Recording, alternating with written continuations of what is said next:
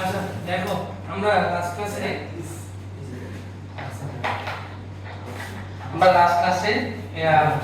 তোমার কুলম্বের সূত্র দেখছিলাম, তাই না? দেখো কুলম্বের সূত্র, কুলম্বের সূত্রটা ছিল, যদি মনে করো কুলম্বের সূত্রটা আমার, কুলম্বের সূত্র সেটা আমার ছিল F c q1 q2 d², যেখানে c সমান আমরা লিখতে পারি 1/4 pi epsilon not, 1/4 pi epsilon not. c টাকে আমরা কি বলি? এটা হচ্ছে c এর মান 4 পাই epsilon not, epsilon not. c টাকে আমরা বলি হচ্ছে কুলম্ব ধ্রুবক, কুলম্ব ধ্রুবক। এটাকে আমরা বলি হচ্ছে epsilon not, epsilon not. Not দ্বারা বোঝায় শূন্য মাধ্যম, তাই না?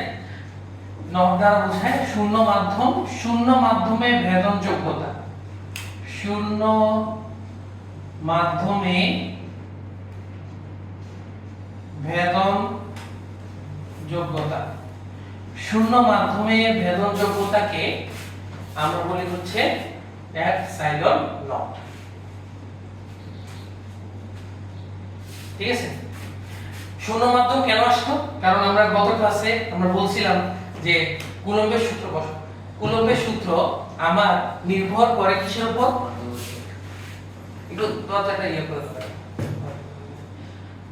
শূন্য মাধ্যম, আমার শূন্য মাধ্যম কেন আসলো? কারণ হচ্ছে শূন্য মাধ্যম কুলম্বের যে সূত্রটা সেটা মাধ্যমের কিসের উপর নির্ভর করে? প্রকৃতির উপর নির্ভর করে। ঠিক আছে? মাধ্যমের প্রকৃতির উপর নির্ভর করে, এই কারণে এখানে আমার এই এপসাইলন নট হিসাবটা আসছে।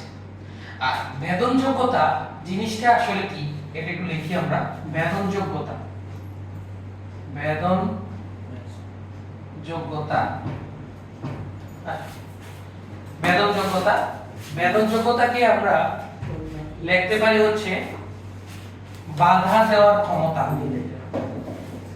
বাধা দেওয়ার ক্ষমতা, বা এটাকে আমরা বলতে পারি ভেদ করার ক্ষমতা, বাধা দেওয়ার ক্ষমতা বা ভেদ করার ক্ষমতা।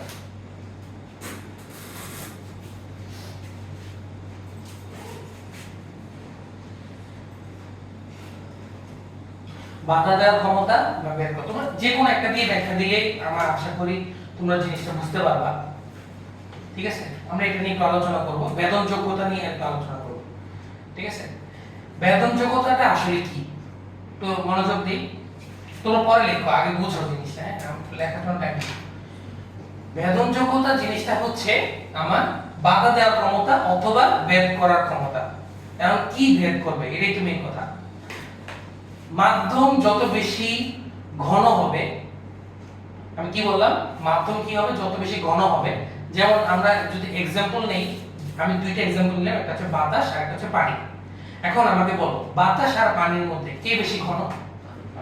কেন পানি ঘন? কারণ আছে কেন ঘন?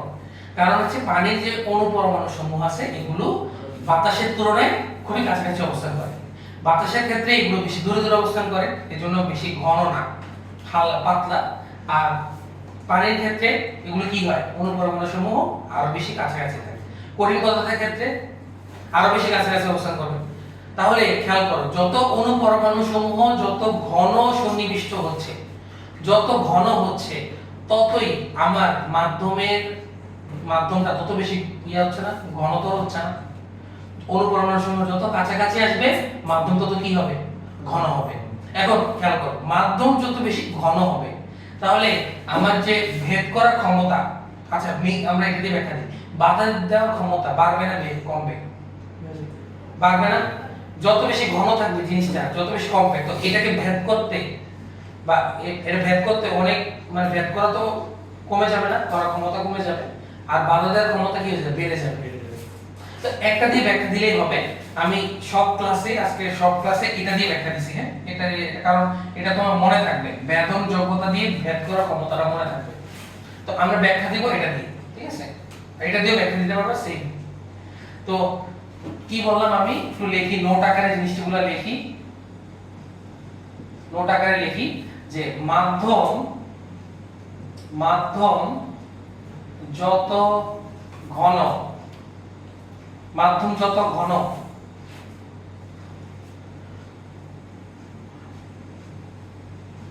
অনুপরমাণু সমূহ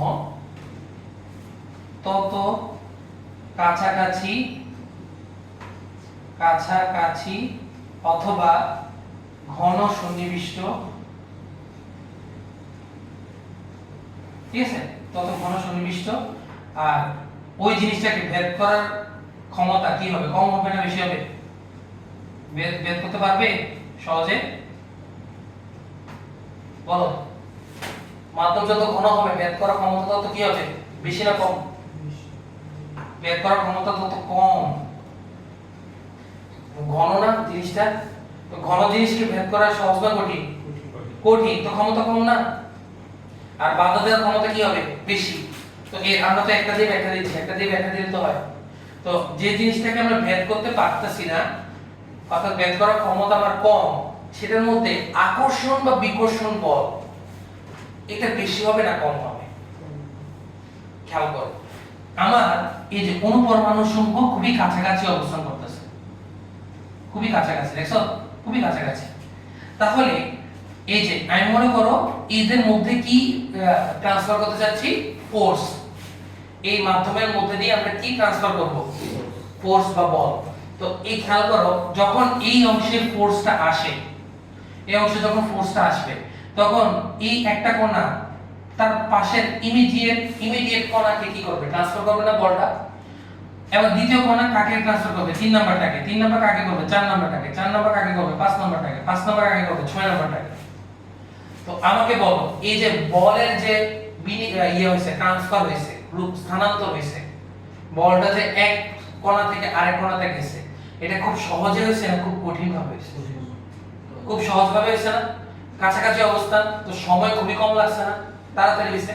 এখন আমি তোমাকে যদি বলি সেম কণাগুলো খুবই দূরে দূরে আছে, এখন এখানে যদি একটা কণাতে যদি বল আসে, এখন এই বল থেকে এই বলে যাইতে বেশি সময় লাগবে না কম সময় লাগবে? বেশি সময় লাগবে। তাহলে এই ক্ষেত্রে তোমার জিনিসটা খুবই কঠিন ভাবে হচ্ছে না, কঠিন ভাবে স্থানান্তর হচ্ছে। তাহলে বের করার ক্ষমতা যত কম হবে, আকর্ষণ বিকর্ষণ বলের মান তত কি হবে, বেশি হবে, কারণ খুব সহজে ট্রান্সফার করতে পারবে। তো এখানে আমরা লিখতে পারি যে বল স্থানান্তর সহজ, যেটাকে আমরা কি বলতে পারি, বেশি বলতে পারি। আর এই ক্ষেত্রে বল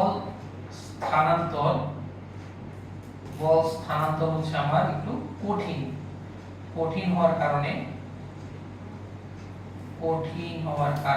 একটু কম। তাহলে আমরা একটা জিনিস বুঝতে পারলাম, ব্যাক করার ক্ষমতা যত কম হবে, এফ এর মান তত বেশি। এফ দ্বারা আকর্ষণ বিকর্ষণ বল সবই বোঝাচ্ছে। না বুঝলে থাকে বলো।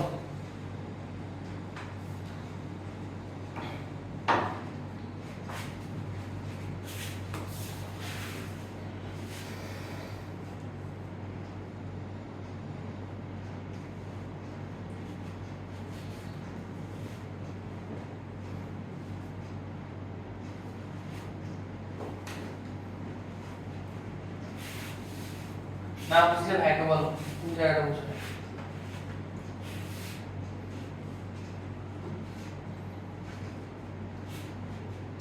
তাহলে এর উল্টাটা কি হবে, এটা আমরা 1 নাম্বার দিয়ে লিখি, 1 নাম্বার, আর 2 নাম্বার দিয়ে আমরা পাশেই লিখি যে মাধ্যম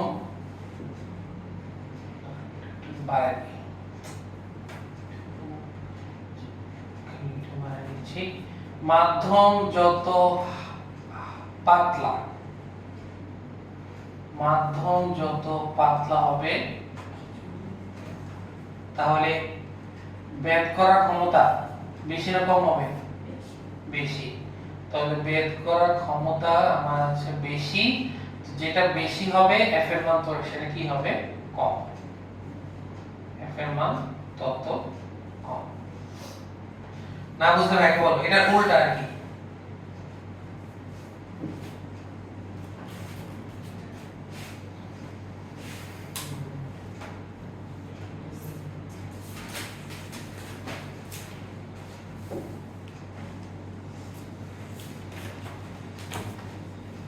তুলো বোর্ডে যা তুলছে ভাইয়া সব তুলো। আর না বুঝলে লাইক বলো কোন জায়গাটা বুঝো না।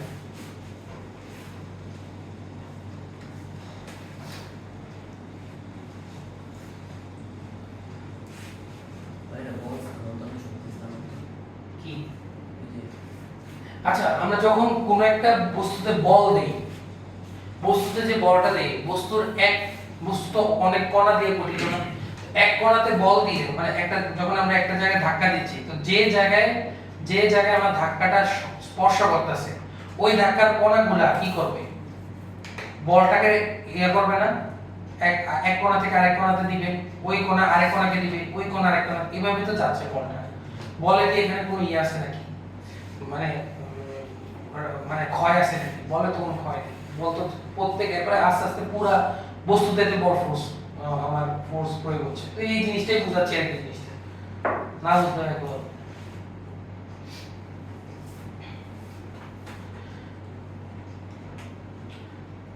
শূন্য মাধ্যমে বেদন, তো একটা জিনিস বুঝতে পারতেছো যে শূন্য মাধ্যমে বেদন যোগ্যতা বেশি হবে না কম হবে? শূন্য মাধ্যম কিছু আছে, তো শূন্য মাধ্যম যেটা তার পাতলা, বেশি পাতলা, তাহলে বেদ করার ক্ষমতা খুবই বেশি। তো বেদ করার ক্ষমতা যদি বেশি হয় তাহলে ভেদন যোগ্যতা কি হবে? কম হবে। যেহেতু আমার বেদ করার ক্ষমতা বেশি, তার ভেদন যোগ্যতা সে মানে ভেদন যোগ্যতা আমার খুবই কম আসতেছে, এবং শূন্য মাধ্যমে ভেদন যোগ্যতা হচ্ছে সবচেয়ে কম। ঠিক আছে, তো আমরা আরেকটা জিনিস 3 নম্বরের নোট আকারে লিখবো, এটা একটু মুছে ফেলি আমরা জায়গাটা। 3 নাম্বার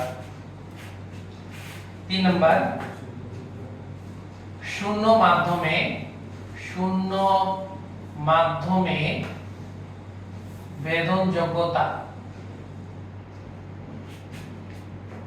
এপসাইলন নট সবচেয়ে কম,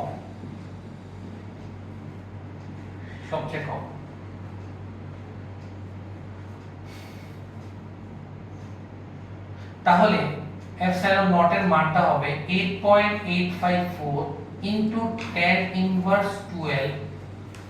খেয়াল করো কুলম্বের একক কি ছিল মনে আছে? কুলম্বের এক ধ্রুবক এক কি ছিল? কত ক্লাসে পড়েছি? Newton metre square per coulomb square. তো আমার সূত্রটা কি? সূত্র হচ্ছে c 1/4 পাই এপসাইলন নট। তাহলে যেহেতু ব্যস্তানুপাতিক না, তো c এর একক কুলম্বের ধ্রুবক হচ্ছে আমার newton metre square per coulomb square. তো ব্যস্তানুপাতিক, তাহলে এপসাইলন নট এর একক কি হবে? নিউটনের ইনভার্স, মিটার স্কয়ারের ইনভার্স, কুলম্ব ইনভার্স 2 এর ইনভার্স। আমি আবার বলি c 1/4 পাই এপসাইলন নট, এটা তো সূত্রটা। এবং c এর মান কত ছিল? 9 × 10⁹ newton metre square per coulomb square. তো c আর এপসাইলন ব্যস্তানুপাতিক, তো এর এককটা ইনভার্স হবে না? তো c এর যা একক এটাকে ইনভার্স করলে তো এপসাইলন নট এর একক আসবে। 4 পাই এর কি কোনো একক আছে? তাহলে এপসাইলন নট এর একক কিসের উপর নির্ভরশীল? c এর উপর। এটাই।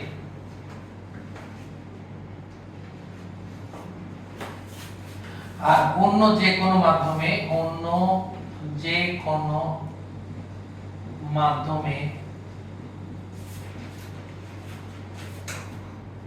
বেদন যোগ্যতা সেটা হচ্ছে আমার এপসাইলন।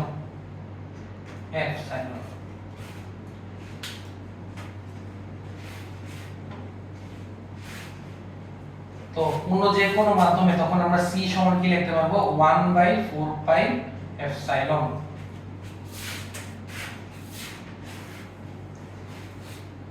শূন্য মাধ্যমে এপসাইলন নট আর অন্য যে কোনো মাধ্যমে এপসাইলন, শুধু এপসাইলন।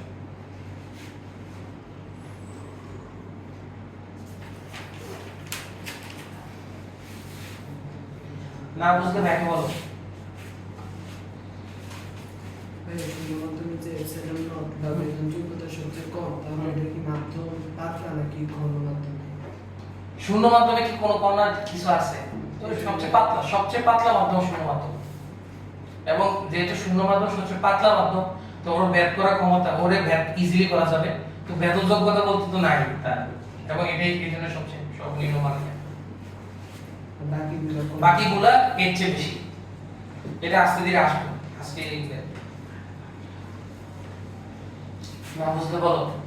তাহলে আমাদের এই জিনিসটা বোঝা হয়েছে আশা করি। আমরা নেক্সট টপিক আমরা পড়ব হচ্ছে তড়িৎ মধ্যমাঙ্ক। এখান থেকে লিখি তড়িৎ মধ্যমাঙ্ক, অথবা এটার আরেকটা নাম হচ্ছে পরাবৈদ্যুতিক ধ্রুবক। পরাবৈদ্যুতিক ধ্রুবক, পরাবৈদ্যুতিক ধ্রুবক, তড়িৎ মধ্যমাঙ্ক বা পরাবৈদ্যুতিক ধ্রুবক।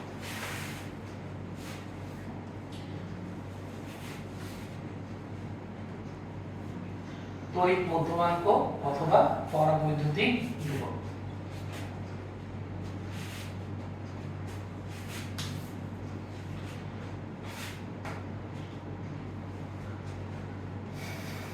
ঠিক আছে, তড়িৎ মধ্যমাঙ্ক বা পরাবৈদ্যুতিক ধ্রুবক। তো তড়িৎ মধ্যমাঙ্ক আসলে কি? তড়িৎ মধ্যমাঙ্ক আসলে এই এপসাইলন নট আর এই এপসাইলনের মধ্যে একটা সম্পর্ক স্থাপন করে। এপসাইলন নট আর এপসাইলনের মধ্যে সম্পর্ক স্থাপন করে কে? তড়িৎ মধ্যমাঙ্ক। ঠিক আছে, তো আমরা সংজ্ঞাটা লিখি। সংজ্ঞাটা হচ্ছে যে কোনো মাধ্যমে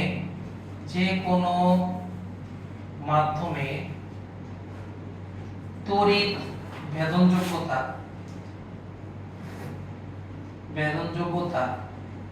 ও শূন্য মাধ্যমে তড়িৎ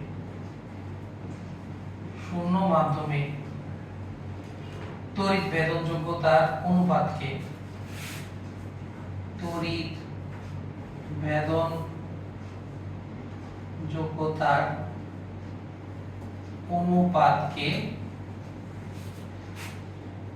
ওই মাধ্যমে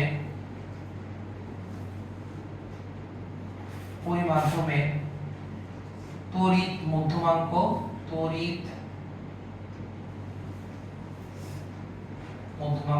বা পরাবৈদ্যুতিক ধ্রুবক বলে। একটা বললে হয়। ঠিক আছে, যে কোনো মাধ্যমে তড়িৎ ভেদনযোগ্যতা ও শূন্য মাধ্যমে তড়িৎ ভেদনযোগ্যতার অনুপাতকে ওই মাধ্যমে তড়িৎ মধ্যমাঙ্ক বলে।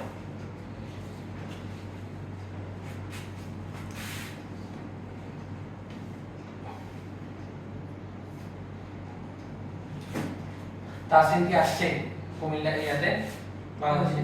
আমাদের বাসায় তো গেছে। ইয়া দিছিল না? তাসিন দিছিল না?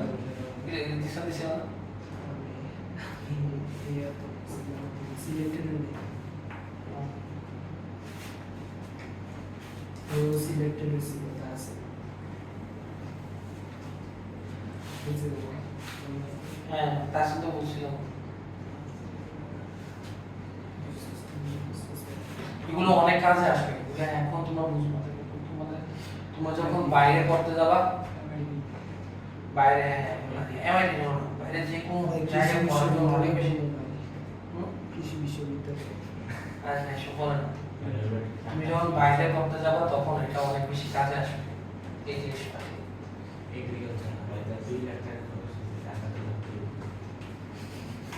এটা 2 লাখ টাকা দিয়ে সে সাবকন্টিনেন্টের টপ ইয়া বেসে স্টার অথবা এটা তো 2 লাখ টাকা দিয়েও তুই আনসারি কিনতে পারতি না। কিছু তো স্যাক্রিফাইস করা লাগে। টাকা না দিলে তো যে কোনো মাধ্যমে তড়িৎ ভেদনযোগ্যতা ও শূন্য মাধ্যমে তড়িৎ ভেদনযোগ্যতা অনুপাতকে ওই মাধ্যমে তড়িৎ মধ্যমাঙ্ক বলে। হ্যাঁ, এখন তড়িৎ মধ্যমাঙ্ককে আমরা কে দ্বারা প্রকাশ করি? কি দ্বারা কে দ্বারা, ঠিক আছে কে। এবং এই কে সংখ্যা করা আমরা কিন্তু সংজ্ঞা থেকেই সূত্র বের করে ফেলতে পারবো। তো যে কোন মাধ্যমে তড়িৎ ভেদক যোগ্যতাকে আমরা কি দ্বারা প্রকাশ করছিলাম, এফ এপসাইলন, আর শূন্য মাধ্যমে এটাকে এপসাইলন নট। তো এই যে সূত্র হয়ে গেল কে সমান এপসাইলন বাই এপসাইলন নট। তাহলে এখান থেকে একটা সূত্র পাবো এপসাইলন সমান কে এপসাইলন নট। তাহলে তোমরা আমাকে বলবা যে তড়িৎ মধ্যমাঙ্ক যত বেশি হবে এই এপসাইলনের মান বেশি হবে না কম হবে?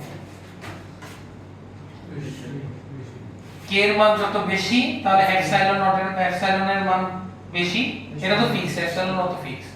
তো এপসাইলন মান বেশি তাহলে এফ এর মান কি হবে, তাহলে মান কম। উল্টা না ব্যস্তানুপাতিক সম্পর্ক। সি সমানুপাতিক বলতে হ্যাঁ, তাও আমার তড়িৎ মধ্যমাঙ্ক যত বেশি হবে মনে রাখবা ওই মাধ্যমে স্থির বৈদ্যুতিক আকর্ষণ বা বিকর্ষণ বলের মান কি হবে, কম। ঠিক আছে, এটা মনে রাখবা।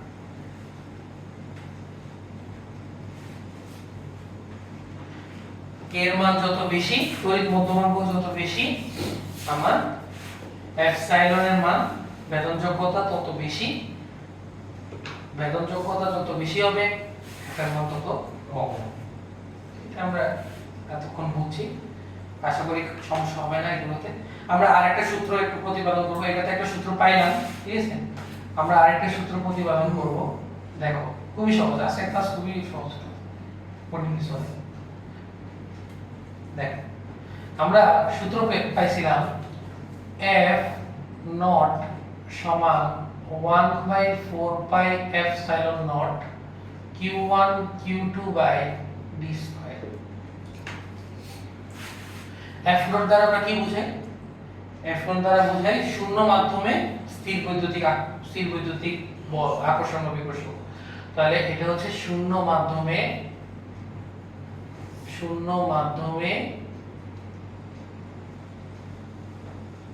আমার বলের মান, শূন্য মাধ্যমে। এখন অন্য যে কোনো মাধ্যম যদি আসি, অন্য যে কোনো মাধ্যমে এই f নটের জায়গায় আমরা কি লিখবো, শুধু f, আর এপসাইলন নটের জায়গায় লিখবো শুধু এপসাইলন, আর বাকি সব তো সেম আগের মতই, q1 q2 by d square. তাহলে প্রথমটাকে লিখবো 1 নম্বর ইকুয়েশন, দ্বিতীয়টাকে লিখবো 2 নম্বর ইকুয়েশন। না বুঝলে থাকে বল,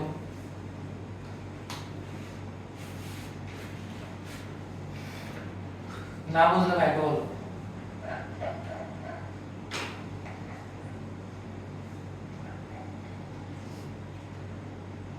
ক্লিয়ার এতটুকু?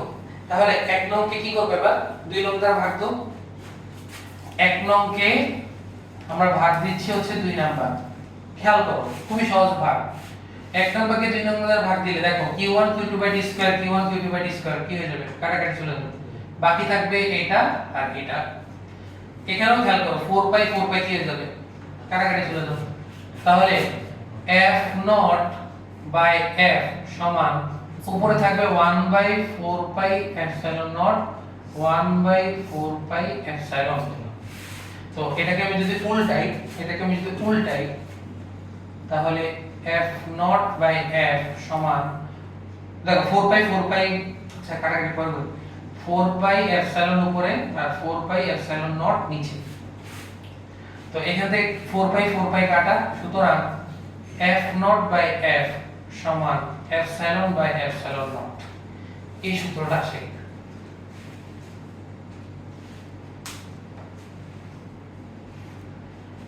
f naught by f is equal to epsilon by epsilon naught. আর খেয়াল করো পাশের তড়িৎ মধ্যমাঙ্ক k সমান কি জানি আমরা, epsilon by epsilon নট। তো এই epsilon by epsilon নটে যায় কি বসানো যায়, তড়িৎ মধ্যমাঙ্ক k বসানো যায় না। তাহলে k এর আমরা আরেকটা সূত্র পেয়ে গেলাম না, k সমান f নট বাই f, যেখানে k সমান হচ্ছে epsilon by epsilon naught. f naught দ্বারা কি বোঝায়, স্থির মাধ্যমে, শূন্য মাধ্যমে, আর f দ্বারা বোঝায় অন্য যে কোনো মাধ্যমে বল, স্থির বৈদ্যুতিক আকর্ষণ বল। না বুঝতে থাকলে বলো। এগুলো অনেক ইম্পর্টেন্ট, পরীক্ষায় আসবে, এগুলো থেকে পরীক্ষায় ম্যাথ আসবে।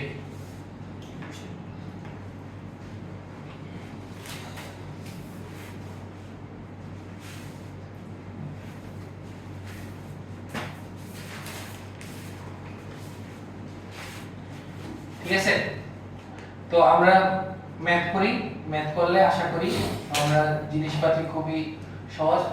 আর আমরা এখন বিশেষ করে বোর্ড পরীক্ষার ইয়াতে আমরা বেশি মনোযোগ দিব। ঠিক আছে, বোর্ডের মানে বোর্ড কোশ্চেন বা বোর্ডের কোশ্চেন যেভাবে আসে সেগুলোর উপর বেশি এখন প্রেসার দেব, যেহেতু আমাদের সামনে বোর্ড এক্সাম আছে। ঠিক আছে, তো ওইরকম ভাবে আপনার কোশ্চেনগুলো সাজানো। দেখো কোশ্চেন নাম্বার 1, কোশ্চেন নাম্বার 1 লেখো 10 কুলম্ব ও -5 কুলম্ব আধান দুটি পরস্পর হতে 0.2 মিটার দূরে অবস্থিত। 0.2 মিটার দূরে অবস্থিত। 1 নাম্বার, তাদের মধ্যে ক্রিয়াশীল বল কত? তাদের মধ্যে ক্রিয়াশীল বল কত? আর 2 নম্বর হচ্ছে আধান দুটিকে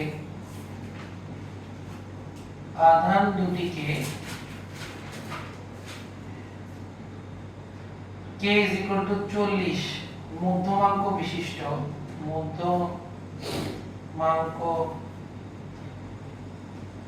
বিশিষ্ট কোন মাধ্যমে নিমজ্জিত করা হলে,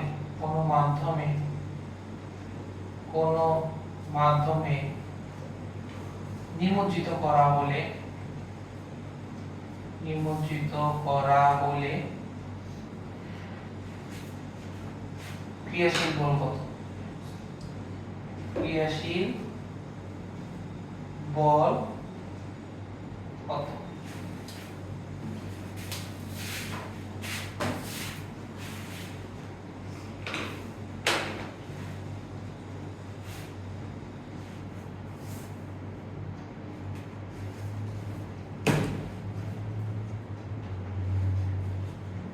খুবই সহজ ম্যাথ। সূত্রগুলো দেখো, সূত্রগুলো দেখে করার চেষ্টা করো, দেখো পারবে।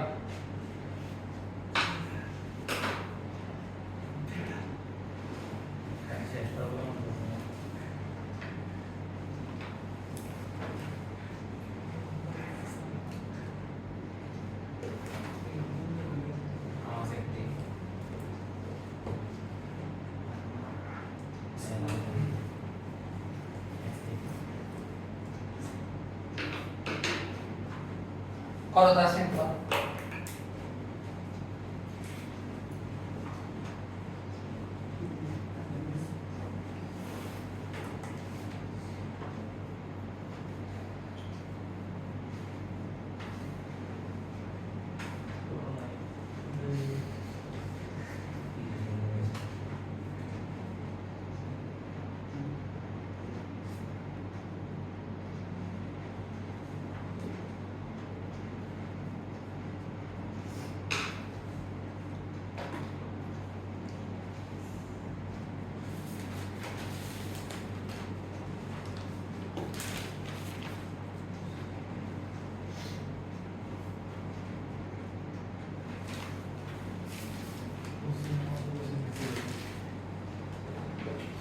দেখো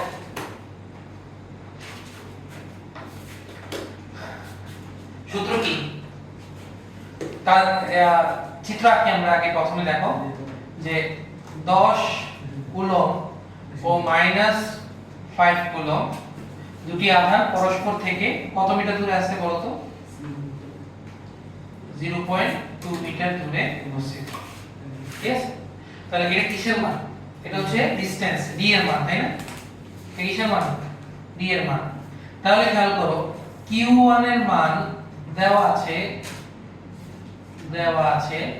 Q1 এর মান হচ্ছে 10 কুলম্ব, Q2 এর মান হচ্ছে -5 কুলম্ব, আর D এর মানটা হচ্ছে কত 0.2 মিটার। 10 কুলম্ব -5 কুলম্ব আর 0.2 মিটার। এখন খেয়াল করো, আমরা বলের সূত্র কি জানি? আমরা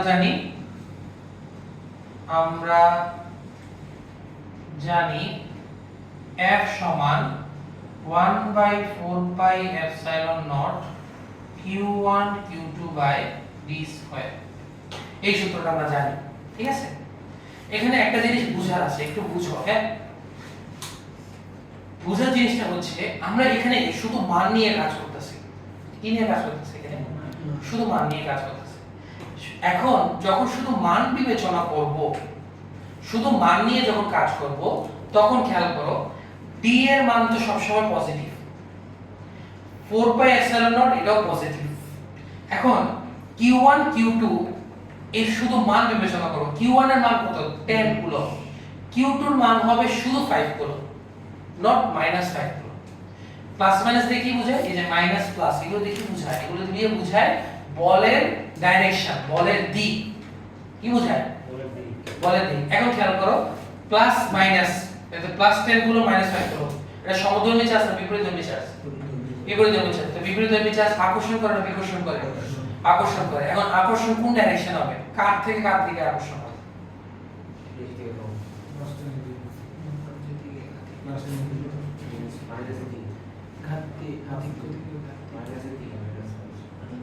আকর্ষণ কে যাবে? কে আকর্ষিত হবে বেশি? ইলেকট্রন না প্রোটন? ইলেকট্রন না? তো ইলেকট্রন থেকে প্রোটনের দিকে আকর্ষণ যাবে না? ইলেকট্রন নিজের জায়গা থেকে যাবে। বুঝি না? হ্যাঁ হ্যাঁ, এটা তো ইলেকট্রনের প্রবাহ। ইলেকট্রনের প্রবাহ কোন ডাইরেকশন হবে? মাইনাস থেকে প্লাসের দিকে, তাই না? আর তড়িৎ প্রবাহ হয় প্লাস থেকে মাইনাসের দিকে। তো আমরা তো তড়িৎ প্রবাহ তো পড়তেছি না, আমরা তো জাস্ট বলের ডাইরেকশন পড়তেছি। বলের ডাইরেকশন হবে মাইনাস থেকে প্লাসের দিকে, তাই না? ইলেকট্রন থেকে ইলেকট্রন নিজের জায়গা থেকে যাবে, তাহলে বলের ডাইরেকশন হবে মাইনাস থেকে প্লাস। তো আমরা এই যে ডাইরেকশন বুঝাইতে কিন্তু এই প্লাস মাইনাস ইউজ করতেছি। কথা বুঝা গেছে কিনা? তো আমার একটা জিনিস খেয়াল করো, আমাকে বলো আবার এটাকে অন্যভাবে ব্যাখ্যা করা যায়। দেখো এখানে চার্জের মান বেশি কার? 10 কুলম্বের। তো 10 কুলম্বের দাপত্য বেশি, তার ইয়া বেশি না? তার মানে তার বিস্তার বেশি। তো তার বিস্তার বেশি হলে সে না আকর্ষণ করবে। কথা বুঝা গেছে কিনা? সে না কম চার্জে বেশি আকর্ষণ করবে। তো আমার আকর্ষণ বলের ডাইরেকশন সব সময় এই মনে রাখবা যে ইয়া থেকে মাইনাস থেকে প্লাসে দিকে, এইভাবে যে কোনো একভাবে ব্যাখ্যা দিলে হয়, দুইটা ব্যাখ্যাই সঠিক। সাপোজ এদিকে 4 কুলম্ব প্লাস 4 কুলম্ব আছে আর ওইদিকে -5 কুলম্ব আছে, তখন তো 4 কুলম্ব আর -5 কুলম্ব, তখন তো 5 5 কুলম্ব। কুলম্বের দিকে যাবে না। শোনো, আমরা এই যে কনফিউশন দূর করার জন্য আমরা প্রথম ব্যাখ্যাটা নিই। প্রথম ব্যাখ্যাটা আমাকে কি বলে? যে ইলেকট্রন নিজের জায়গা থেকে যায়, ইলেকট্রনের প্রবাহ হয়, নট প্রোটনের প্রবাহ হয়। ইলেকট্রনের প্রবাহ যে ডাইরেকশন হবে সেই ডাইরেকশন আমরা বলের দিক ধরে নিই, ওইটাই করার জন্য, ঠিক আছে? তো আমরা এখন কি মানে শুধু মান বিবেচনা করব, কি মান শুধু মান বিবেচনা করলে, শুধু মান যদি বিবেচনা করি, শুধু মান বিবেচনা যদি করি, আমরা কি এখানে লিখবো জিনিসটা? আমরা জিনিসটা ওই পাশে লিখি, হ্যাঁ ভিডিওটা বলো। হ্যাঁ কোন সূত্র? তা আমি যে সূত্র দিয়ে বলতেছি, 9 * 10 ইনভার্স 9 এটা। তাহলে বা f সমান এই 1/4 পাই এপসাইলন পুরোটার মান হচ্ছে 9 * 10 টু দি পাওয়ার 9। q1 এর মান হচ্ছে 10 * 5, 10 * 5, আর d এর মান কত? 0.2 হোল স্কয়ার। এবার বলো f এর মান কত? ডাইরেকশন কোন বরাবর? ডাইরেকশন একটু নাম দিয়ে দেই, এটা হচ্ছে a, এটা হচ্ছে b। তো ডাইরেকশন হচ্ছে b a বরাবর, b a বরাবর ডাইরেকশন বলে 1.125 1.125 ইনটু 10 10 13 নিউটন। ডাইরেকশন হচ্ছে বি এ বরাবর। লিখে দিতে হবে হুম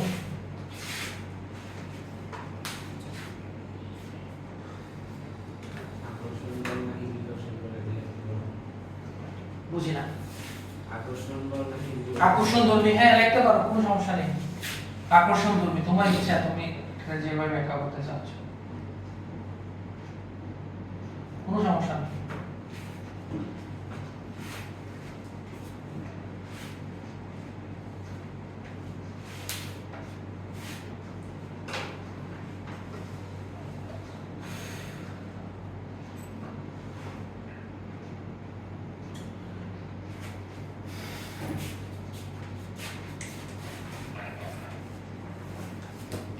দুই নাম্বার এবারে দুই নাম্বার তো সহজ। দুই নাম্বার কি করব? আধান দুটিকে কে 40 মধ্যমাঙ্ক বিশিষ্ট কোন মাধ্যমে বোঝায়। তো আমরা সূত্র জানি না, তড়িৎ মধ্যমাঙ্কের সূত্র। সূত্র কি? k f by f naught, পুরো লিখছি f নট বাই f। তো এটা কিসের মান ছিল? এটা f নট এর মান, এটা তো f নট এর মান ছিল, কারণ আমরা এখানে 9 × 10⁹ ইউজ করছি। তাহলে k এর মান 40, 1.125 into 10⁻13 divided by f। তাহলে f এর মান আসবে আমার 1.125 into 10⁻13 divided by 40। কত আসে দেখো তো, কত আসে, কত আসে?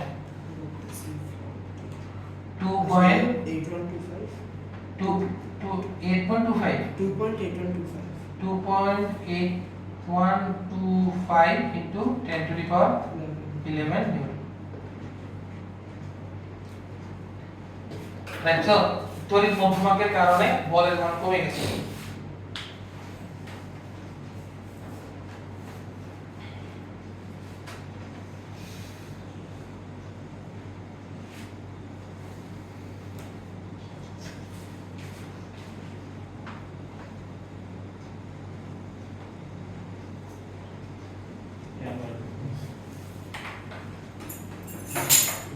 দেখো না বুঝতে পারি বলো। আমি কিন্তু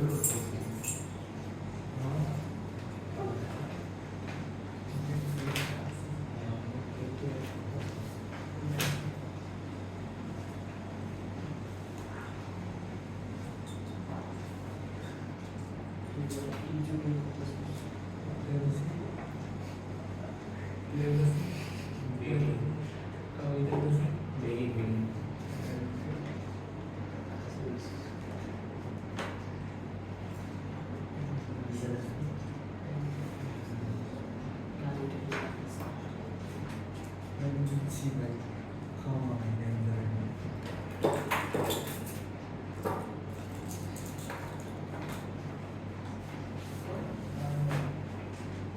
ঠিক আছে, তোমরা বলের ডাইরেকশনটা মনে রাখবে কিভাবে আমি বলে দিই।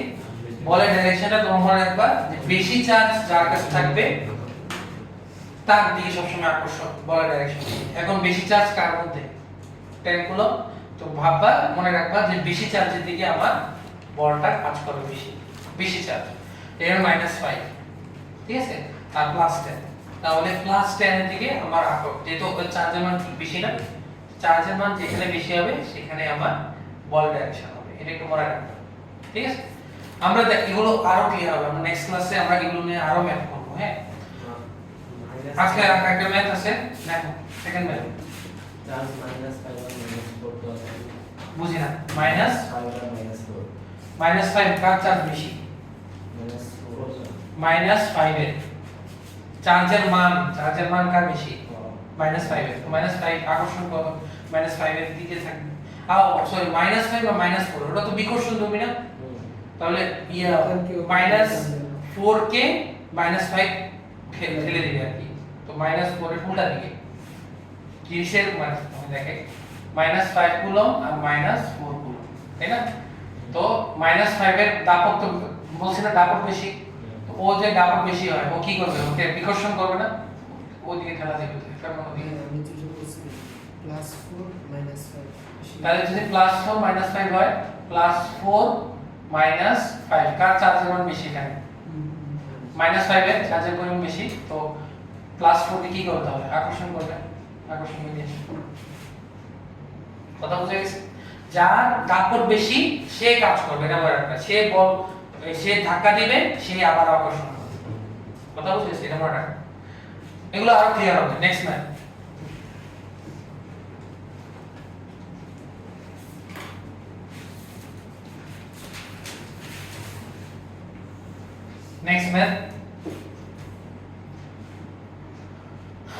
নেক্সট ম্যাথে আমরা যেটা করব সেটা হচ্ছে দুটি একই ধরনের গোলকে লেখো দুটি একই ধরনের গোলকে 10 কুলম্ব ও -10 কুলম্ব ও -4 কুলম্ব চার্জ দেওয়া হয়েছে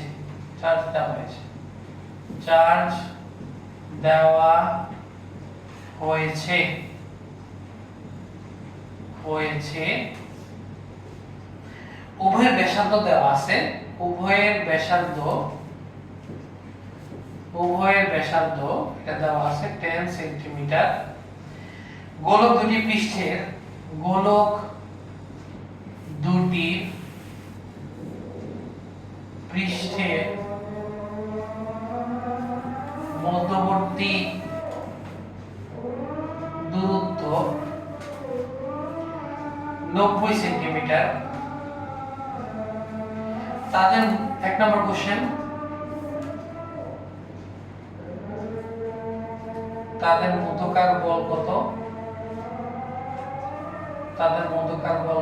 আর দুই নাম্বার হচ্ছে তাদের স্পর্শ করিয়ে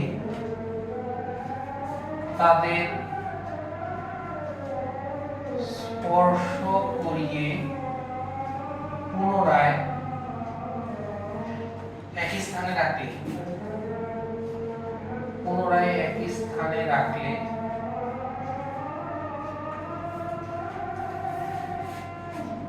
তাদের মধ্যকার বল কত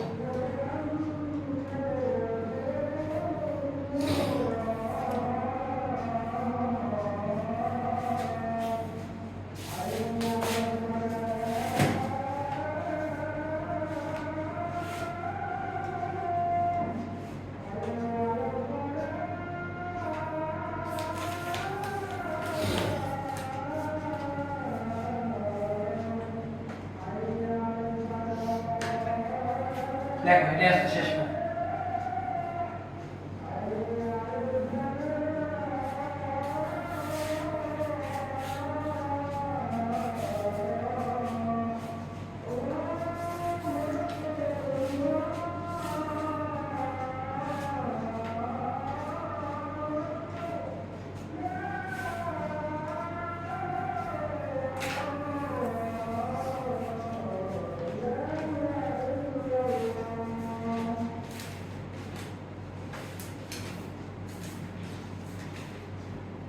করো তো দেখি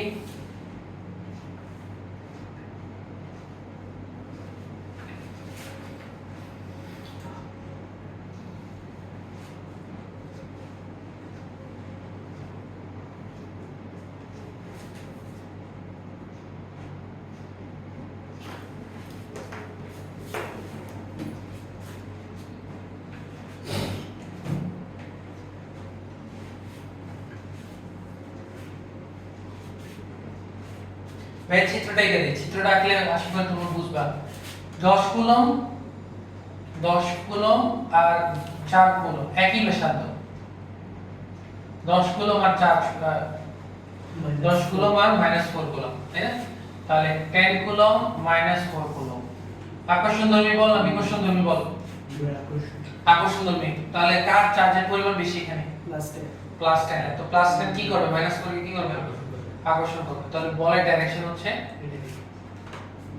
আশা করি এটা তো বুঝতে কোনো সমস্যা নেই এখন খেয়াল করো তার ব্যাসার্ধ দেওয়া আছে কত এটা যদি এখানে আঁকি তার ব্যাসার্ধ দেওয়া আছে আমার 10 সেন্টিমিটার তার ব্যাসার্ধ কত দেওয়া 10 সেন্টিমিটার আর পৃষ্ঠের মোটামুটি দূরত্ব এটা কত দিছে 90 সেন্টিমিটার তাহলে টোটাল ডিসটেন্স কত হলো 90 প্লাস 10 প্লাস 10 তার কারণ কি তার কারণ হচ্ছে আমরা বলছিলাম যে স্থির বৈদ্যুতিক আকর্ষণ বল বা কুলম্ব বল এটা সবসময় সেন্টার টু সেন্টার কাজ করে তো সেন্টার থেকে সেন্টারের ডিসটেন্স কত হয় 10 প্লাস 90 প্লাস 10 তাহলে এই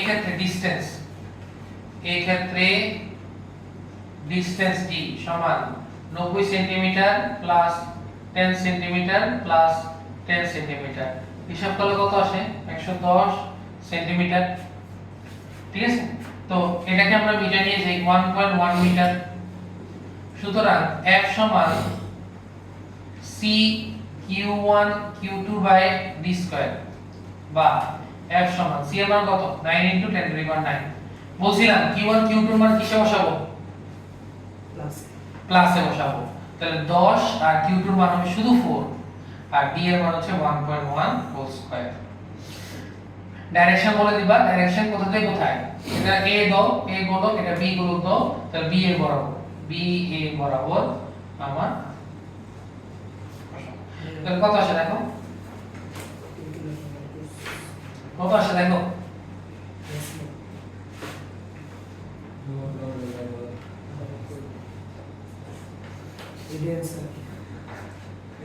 হ্যাঁ 2.975 into 10 to the power 11 Newton direction কোন বরাবর b এর বরাবর আকর্ষণ ধর্মী b এর বরাবর আকর্ষণ ধর্মী এটা হচ্ছে আমার answer 2.975 10 to the power 11 Newton দুই নাম্বার কি বল তাদের স্পর্শ করিয়ে বা স্পর্শ করানো যে কথা বৈদ্যুতিক তার দ্বারা যুক্ত করা একই কথা না স্পর্শ দিয়ে হইতাছে তো তাদের স্পর্শ করালে কি হয় আমি বলছিলাম যে স্পর্শ করালে আধানের প্রবাহ ঘটবে এবং কতক্ষণ পর্যন্ত আধানের প্রবাহ ঘটে যতক্ষণ না পর্যন্ত দুই অংশে আধানের পরিমাণ কি না হয় সমান না হয় যতক্ষণ সমান না হয় ততক্ষণ পর্যন্ত আধানের প্রবাহ চলবে এবং এটার ক্ষেত্রে আমরা যখন স্পর্শ করাবো স্পর্শ করার পর পরিবর্তিত চার্জ শর্টকাট সূত্রটা মনে আছে পড়েছিলাম যে পরিবর্তিত চার্জ q সমান সূত্র পড়েছিলাম q1 q2 ডিভাইডেড বাই 2 তো q1 এর মান কত 10 q2 এর মান -4 এই ক্ষেত্রে -4 বসবে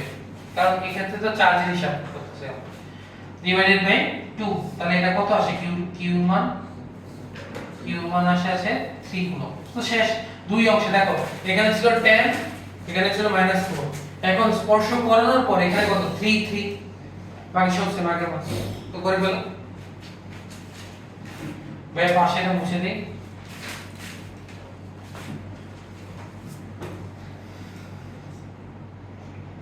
তাহলে স্পর্শ করানোর পর সুতরাং পরিবর্তিত বল F সমান হবে 9 * 10 to the power 9 3 * 3 divided by 1.1 whole square Newton কত সেটা এটা কি হবে আকর্ষণ ধর্মী না বিকর্ষণ ধর্মী বিকর্ষণ ধর্মী কারণ চার্জের মান কি হয়ে গেছে পজিটিভ হয়ে গেছে কত আসে বলো তো F এর মানটা 6.694 into 10 to the power 10 Newton এটা হচ্ছে আমার বিকর্ষণ ধর্মী এটা বলে দিলাম